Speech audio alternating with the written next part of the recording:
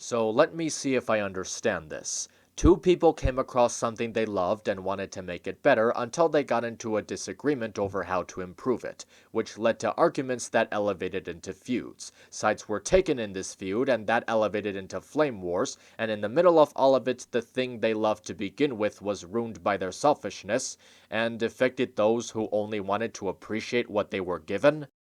Even then, the valley and all the animals in it continued to be caught in the crossfire.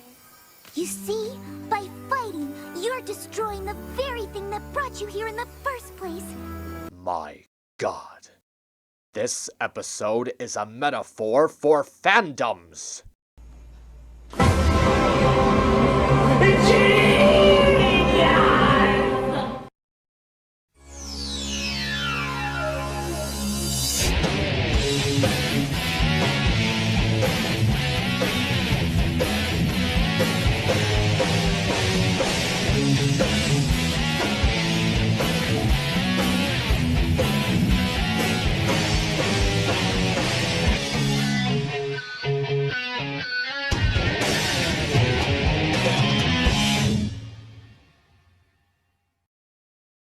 You know, for a plot device that was built up to play an important role this season, this is only the fourth time we've seen it calling on our heroes for anything.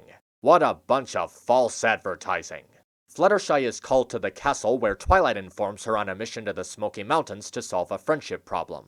They arrive to find two families in a feud over something that happened a long time ago, and can't really remember what it was. Twilight and Fluttershy try to negotiate with the two sides to figure out what inspired their conflict, but each failed attempt at getting them to cooperate leaves them with no answer to go by. For all the lack of impact the map has had on the season so far, I will admit that it brings upon some interesting trends with each episode, pitting two of the main six together to offer some interesting interactions as they play off each other to find a solution to the situation. And this time it's Twilight Sparkle and Fluttershy, a duo that we really haven't seen much of in the series. Oddly enough, this episode doesn't depend entirely on the two characters working off of each other, as the episode is focused on the family feud. But thankfully the writing is made out in a way that the episode doesn't need the two to interact with each other all that much, as their presence is still important to the story. Twilight this time around is very enthusiastic about what problem they'll be facing as much as she is in looking for a way to solve it. Which would make sense seeing as how her patience in waiting for the map to ask her to do something is finally paying off. It's also good to see how her enthusiasm to find a solution to the situation is playing off of her need to do something important with her new role as a princess, as well as her usual need to rely on book smarts to understand a problem.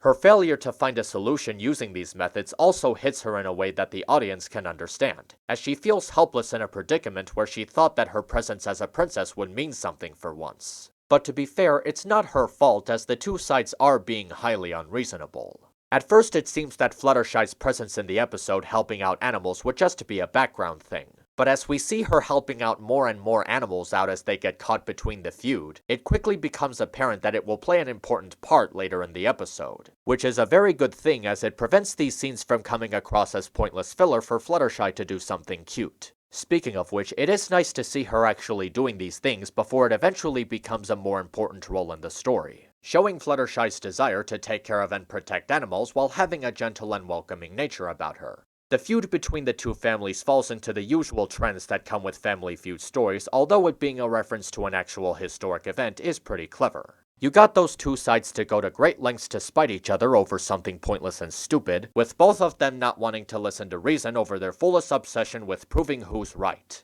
It might get a little too obvious at some points, but the episode knows this can be a possibility and mixes things up by adding some good humor to the scenario.